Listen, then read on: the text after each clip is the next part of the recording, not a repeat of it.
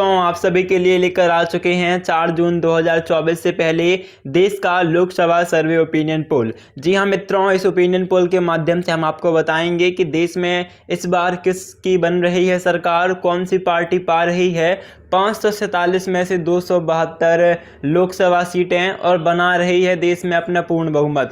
जानेंगे लोकसभा ओपिनियन सर्वे पोल के माध्यम से, जो कि आया है आप जैसी आम जनता के माध्यम से, देश के बड़े बड़े न्यूज़ चैनलों, मीडिया चैनलों के माध्यम से और बड़े बड़े नेताओं के कथनानुसार।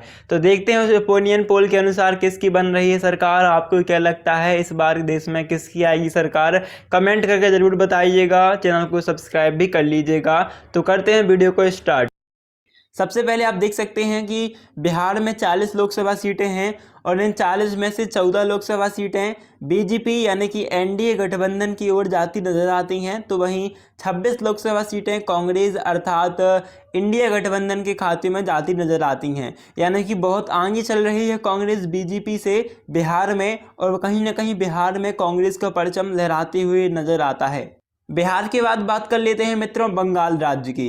तो बंगाल राज्य में है कुल 42 लोकसभा सीटें और 42 लोकसभा सीटों में से 10 लोकसभा सीटें तो बीजेपी एनडीए के पास, तो वहीं 2 लोकसभा सीटें कांग्रेस इंडिया के पास और अदर पार्टी के पास 30 लोकसभा सीटें जाती प्रस्तुत हैं। यानी कि कह सकते हैं बंगाल में दबदबा है अदर पार्टी का, और जो बहुत आगे चल रही है दोनों पार्टियों की अपेक्षा अदर पार्टी।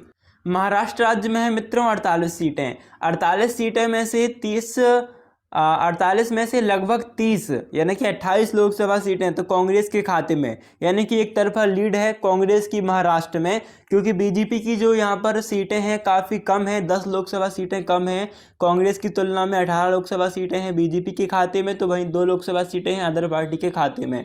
यानी कि कह सकते हैं कहीं ना कहीं महाराष्ट्र में कांग्रेस की सरकार बनती नजर आ रही है, कांग्रेस लीड में है। बात कर लेते हैं मित्रों तमिलनाडु राज्य की, जहां पर हैं कुल 39 लोकसभा सीटें और यहां पर पूर्ण बहुमत प्राप्त करती नजर आती है कांग्रेस सरकार 39 लोकसभा सीटों के साथ। बीजेपी यहां पर 0 है और अदर पार्टी भी यहां पर 0 समझ में आती है। बात कर लेंगे मित्रों राज्य उत्तर प्रदेश की, जहाँ पर है 80 लोकसभा सीटें। 80 में से 45 लोकसभा सीटें भारतीय जनता पार्टी के पास जाती नजर आती हैं, तो वहीं कांग्रेस के पास 35 लोकसभा सीटें नजर आती हैं। यानी कि बीजेपी जो अपना शासन तय कर रही है उत्तर प्रदेश में, आगे चल रही है यूपी में। मध्य प्रदेश में 29 लोकसभा सीटें हैं, 20 लोकसभा सीटें बीजेपी के हाथों में, तो कांग्रेस के हाथ में 9 लोकसभा सीटें प्राप्त होती नजर आती हैं। यानी कि आप कह सकते हैं प्रदेश के, मध्य प्रदेश के जो पास है बीजेपी की परचम है। बीजेपी जो है बहुत आगे है मध्य प्रदेश में कांग्रेस की तुलना में। कर्नाटक राज्य में 28 लोकसभा सीटें हैं, 10 लोकसभा सीटें बीजेपी के पास, 18 लोकसभा सीटें कांग्रेस के पास, तो अदर पार्टी का खाता खुलते नज़र नहीं आता है। यानी कि कर्नाटक में कांग्रेस काफ़ी आगे चल रहा है, कांग्रेस का दबदबा देखने को मिलता समझ में आता है। बात कर लेंगे राज्य गुजरात की मित्रों। तो मित्रों गुजरात में कुल 26 लोकसभा सीटें और 26 में से 20 लोकसभा सीटें, जो कि एक बहुत बड़ा नंबर है। 26 में लगभग 80% सीटें बीजेपी के खाते में जाती नजर आती हैं नरेंद्र मोदी जी के घर गुजरात से, और वहीं 6 लोकसभा सीटें कांग्रेस के खाते में, तो 0 लोकसभा सीटें अदर पार्टी के खाते में जाती नजर आती हैं।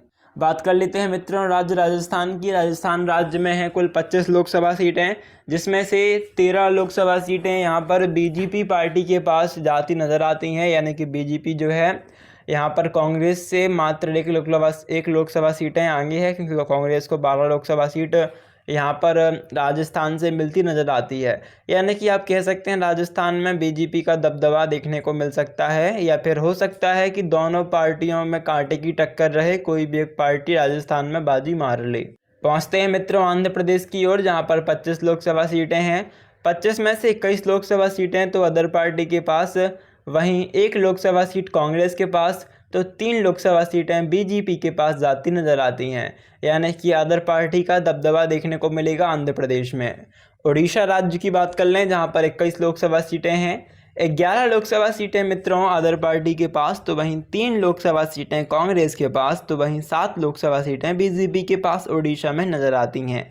यानी कि कह सकते हैं अदर पार्टी का दबदबा हमें उड़ीसा में पुनः देखने को मिल सकता है। बात कर लेते हैं केरल राज्य की, जहां पर 20 लोकसभा सीटें हैं और इस साक्षर प्रदेश में सबसे ज़्यादा जो सीटें हैं 20 की 20 पूर्ण बहुमत कांग्रेस की तरफ जाता हुआ नज़र आता है। तत्पश्चात बात करेंगे मित्रों केरल के बाद हम तेलंगाना राज्य की, जहां पर 17 लोकसभा सीटें हैं और इन 17 लोकसभा सीटों में से 12 लोकसभा सीटें कांग्रेस के पास, तो 2 लोकसभा सीटें बीजेपी के पास और वहीं 3 लोकसभा सीटें अदर पार्टी के पास जाती नज़र आती हैं। यानी कि तेलंगाना में कांग्रेस का जो बोलबाला है वह कायम रहेगा इस साल भी। इसके बाद हम ओपिनियन पोल में झारखंड की क्या राय है वो देख लेते हैं। 14 लोकसभा सीटें हैं झारखंड में, बीजेपी की ओर 3 तो कांग्रेस की ओर 10 तो वहीं अदर पार्टी की ओर 1 जाती नज़र आती हैं। यानी कि आप कह सकते हैं झारखंड में कहीं ना कहीं बीजेपी का सुपड़ा साफ होते हुए तो वहीं कांग्रेस काफ़ी आगे जाते हुए नज़र आती है। साथ ही साथ यहाँ पर अदर पार्टी का भी 1 लोक सीट से खाता खोलते हुए नज़र आ रहा है। बात कर लेते हैं मित्रों असम राज्य की, जहाँ पर 14 लोकसभा सीटें हैं और 14 लोकसभा सीटों में से 8 लोकसभा सीटें बीजेपी के खाते में तो वहीं 5 लोकसभा सीटें कांग्रेस के खाते में जाती नज़र आती हैं। इसके साथ 1 लोकसभा सीट जो है वह अदर पार्टी के खाते में जाती समझ आती है। यानी कि आप कह सकते हैं कि असम में दोनों पार्टियों में बराबर की टक्कर है, पर कहीं ना कहीं बीजेपी जो है वह लीड में चल रहा है। बात कर लेते हैं मित्रों पंजाब राज्य की, जहाँ पर 13 लोकसभा सीटें हैं। बीजेपी का यहाँ पर खाता खुलते नज़र नहीं आता है, यानी कि कहीं ना कहीं सुपड़ा साफ हो रहा है बीजेपी का पंजाब में और कांग्रेस 8 वोटों से आगे चल रही है अन्य दोनों पार्टियों के मुकाबले। साथ ही अदर पार्टी को भी यहाँ पर 5 लोकसभा सीटों के साथ खाता खुलता हुआ नज़र आ सकता है। बात कर लेते हैं छत्तीसगढ़ राज्य की, जहाँ पर बीजेपी को 4 लोकसभा सीटें तो कांग्रेस को 7 मिलती हुई नज़र आती हैं, जिसके साथ आप कह सकते हैं छत्तीसगढ़ में कांग्रेस जो है अपना परचम लहराते हुए नज़र आ सकती है। इसके बाद हरियाणा राज्य की बात कर लेते हैं मित्रों, जहाँ पर 10 लोकसभा सीटें हैं। 10 में से 8 कांग्रेस के खाते में तो 2 लोकसभा सीटें बीजेपी के खाते में जाती प्रतीत होती हैं। यानी कि कांग्रेस एक तरफा अपना शासन बनाते हुए हरियाणा राज्य में समझ आती है। बात कर लेते हैं उत्तराखंड राज्य की, जहां पर 5 लोकसभा सीटें हैं और 5 में से 3 लोकसभा सीटें बीजेपी के खाते में तो 2 लोकसभा सीटें कांग्रेस के खाते में जाती हुई प्रतीत होती हैं। यानी कि दोनों ही पार्टियों में बिल्कुल ही कांटे की टक्कर है, बराबर की कंट्रोवर्सी है, कोई भी एक पार्टी यहाँ पर बाजी मार सकती है।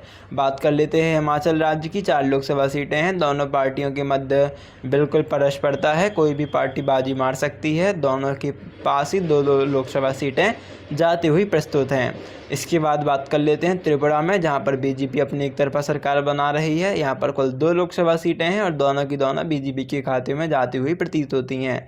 बात कर लेते हैं मित्रों अरुणाचल राज्य की, जहां पर 2 लोकसभा सीटें हैं और ये 2 लोकसभा सीटें बीजेपी के खाते में जाती हुई प्रतीत होती हैं। यानी कि यहाँ पर कांग्रेस का सुपड़ा साफ होती हुई नजर आता है। इसके बाद बात कर लेते हैं मणिपुर में, जहाँ पर एक तरफा कांग्रेस की सरकार बनती नजर आ रही है, वहीं बीजेपी और अदर पार्टी यहाँ पर अपना खाता खोलते हुए प्रतीत नहीं होती हैं। इसके बाद बात कर लेते हैं मेघालय राज्य में, जहां पर दोनों पार्टियों के पास एक एक लोकसभा सीट जाने का आशा है। कोई भी एक पार्टी यहां पर अब बाजी मार सकती है। गोवा जो एक टूरिस्ट स्पॉट है, यहां पर 2 लोकसभा सीटें हैं। इनमें से दोनों के पास एक एक पार्टी एक एक सीट लेती हुई समझ आती है। नागालैंड में 1 लोकसभा सीट है और 1 लोकसभा सीट बीजेपी के खाते में जाती हुई प्रस्तुत है। इसके बाद सिक्किम में भी 1 लोकसभा सीट है जो कि कांग्रेस के खाते में जाते हुए प्रस्तुत है। मिजोरम में 1 लोकसभा सीट है जो कि अदर पार्टी के पास जाते हुए नज़र आती है। वहीं दिल्ली के पास 7 लोकसभा सीटें हैं, जिसमें से बीजेपी के 3 तो वहीं कांग्रेस को 4 लोकसभा सीटें प्राप्त होती हुई समझ आती हैं। यानी कि आप कह सकते हैं दिल्ली में बराबर की टक्कर रहेगी, कोई भी एक पार्टी बाजी मार सकती है। जम्मू कश्मीर जहाँ पर 5 लोकसभा सीटें हैं, यहाँ पर हमें 3 लोकसभा सीटें कांग्रेस के पास तो वहीं 2 लोकसभा सीटें बीजेपी के पास जाती नज़र आती हैं। यानी कि यहाँ पर कहीं ना कहीं कांग्रेस थोड़ा आगे ही चल रहा है बीजेपी की तुलना में। दादर एवं नागर की बात कर लें, यहाँ पर 2 लोकसभा सीटें हैं। 1 लोकसभा सीट बीजेपी के खाते में तो वहीं 1 लोकसभा सीट कांग्रेस के खाते में जाती हुई प्रतीत होती है। पांडुचेरी की बात कर लेते हैं तो पांडुचेरी में 1 लोकसभा सीट बीजेपी के खाते में जाते हुए प्रस्तुत है। लक्षद्वीप में 1 लोकसभा सीट जो कि कांग्रेस के खाते में जाती हुई समझ आ रही है। चंडीगढ़ में 1 लोकसभा सीट जो कि कांग्रेस के खाते में जाती हुई समझ आती है और बीजेपी का खाता खुलती हुई नज़र नहीं आता है। लद्दाख की 1 सीट अदर पार्टी के पास तो वहीं अंडमान निकोबार की 1 सीट कांग्रेस के पास जाती हुई नज़र आ रही है। इस प्रकार लोकसभा सर्वे ओपिनियन पोल के अनुसार 198 सीटें कांग्रेस बीजेपी गठबंधन के पास तो वहीं 200 69 लोकसभा सीटें हैं यहाँ पर कांग्रेस पार्टी के पास, तो वहीं 76 लोकसभा सीटें अदर पार्टी के पास जाती हुई प्रस्तुत हैं। यानी कि इस लोकसभा सर्वे ओपिनियन पोल के अनुसार